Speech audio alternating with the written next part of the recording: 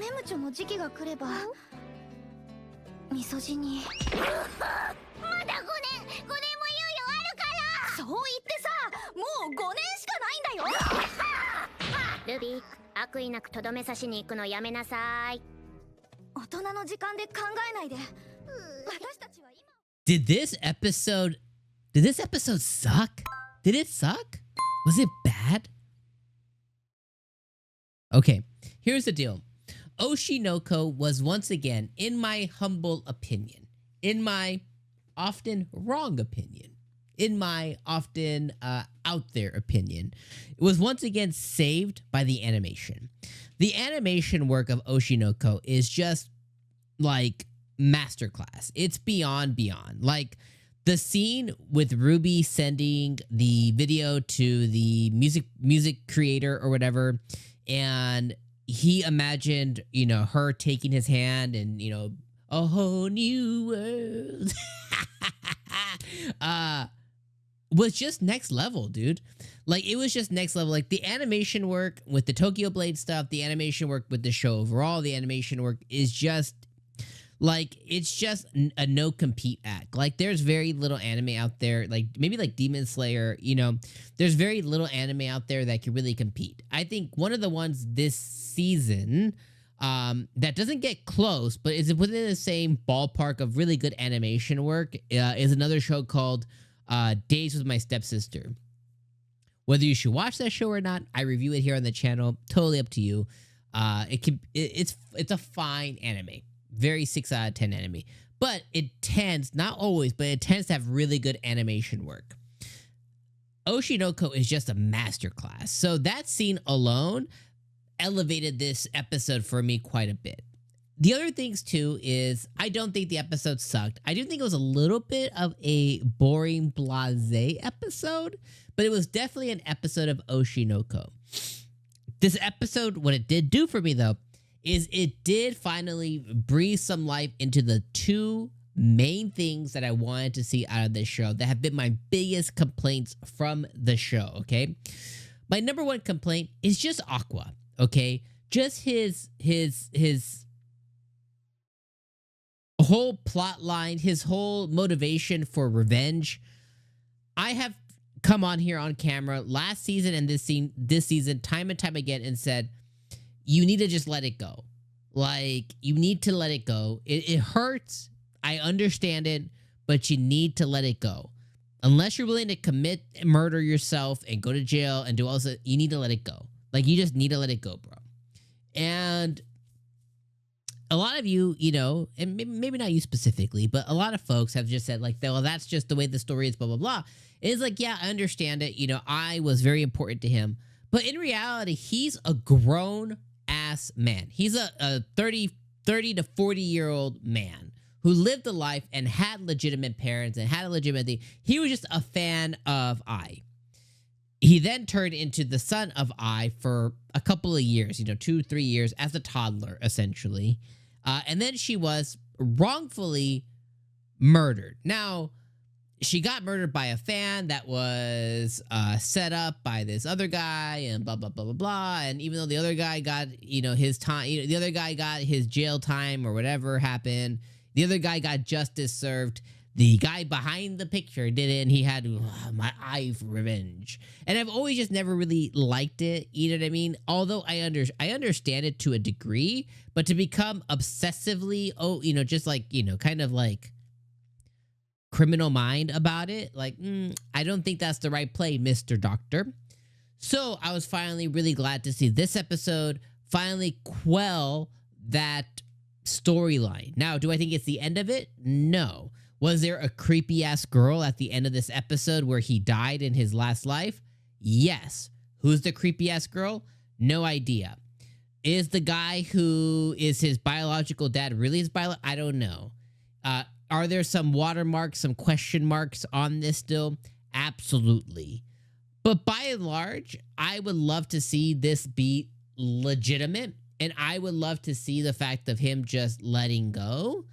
And just kind of moving on with his life. You know what I mean? Like, just move on with your life. Like, you have this amazing opportunity to live a brand new life like you've never done before. He acknowledged that he has two really awesome girls in his life in Kana and Akane. And I guess a third awesome girl if you add in Ruby.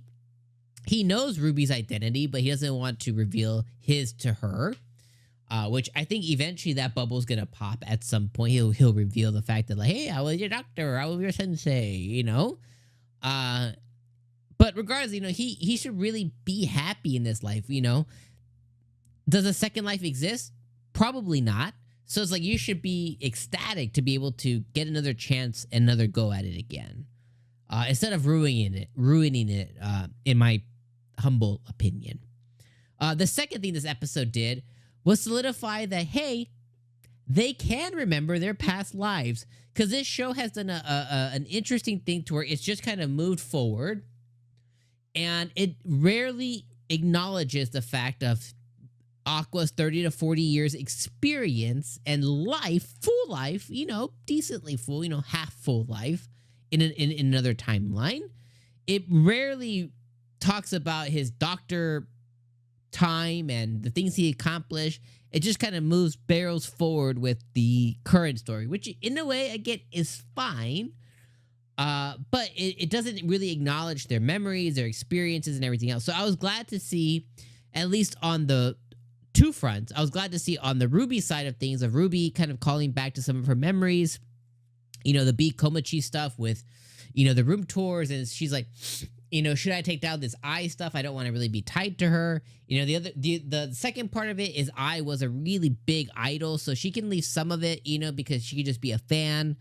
But she was thinking about the doctor and her sensei and the fact that, you know, at some point she had called the hospital to try and speak to this man, but he was missing. It's like, what happened to bro's body? You know what I mean? What happened to his body? Because Homegirl obviously died in the hospital and she could be proven, but where's Homeboy's body at? So, you know, he's missing in action or whatever. And I like how, you know, it showed that she had looked for him before. We showed her past life again. And unlike Aqua, you know, unlike the doctor, she has less life experience. She didn't live very long, so she has less to call back from her past life. But then secondarily, the second thing was Aqua finally remembering, like, oh yeah, maybe I was a doctor in the past life for 40 years, you know, or 35 years, you know? He's like, I should go visit them again. It's like, I think I really want to see where the show goes, where it puts a pin in the revenge plot and just kind of moves forward with their story. I enjoy seeing the Ruby, Kana, Memchan, whatever her name is, storyline, and them getting the 𝐒𝐴𝐽𝐻𝐽 stuff again. I would enjoy seeing Aqua move forward with deciding, okay, what the hell do I do with my life? Do I become an actor? Do I become this thing? You know, do I choose Akane? Do I choose Kana? I would love to see that. So hopefully we get more of that, because I think the show is, personally, I think the show's better for it than the revenge plot line that didn't do much for me. And then they also gained a brother, which I thought was really cool this episode as well. Last thing I'll say is Memchan, you know, the YouTuber girl. I love her. I love the quips. I love the comedic element that she provides to the show. I love how Ruby basically said that she's 30, you know, that they got to hurry up their idol careers because she's about to turn 30. She's like, I'm 25. She's like, that's around the corner. She's like, ah. Like, that was some funny shit. I enjoyed that quite a bit. So I did think that was pretty funny. So overall, if I were to slap a score on this episode, I would say this was a 7 out of 10 episode, saved by the animation, the couple of funny scenes that I just described, and also the fact that I did kind of get what I wanted. Outside of the white hair creepy girl, like, I really don't need another shitty plot. I would love just to see them move forward with their lives as artists and stuff. I don't need some, you know, some entity, you know, some other thing to dissuade us from just moving their lives forward and seeing what that would look like. But I know I'm not going to get that because that's not what this show's about. So, all right, I'm leaving you guys in those thoughts there. Light me up in the comments if you don't agree, or if you agree. I would love to hear you guys' thoughts, and just let me know what you thought about this episode overall. But 7 out of 10, I think, is pretty good, but could have been better. I'll see you guys next week. Peace.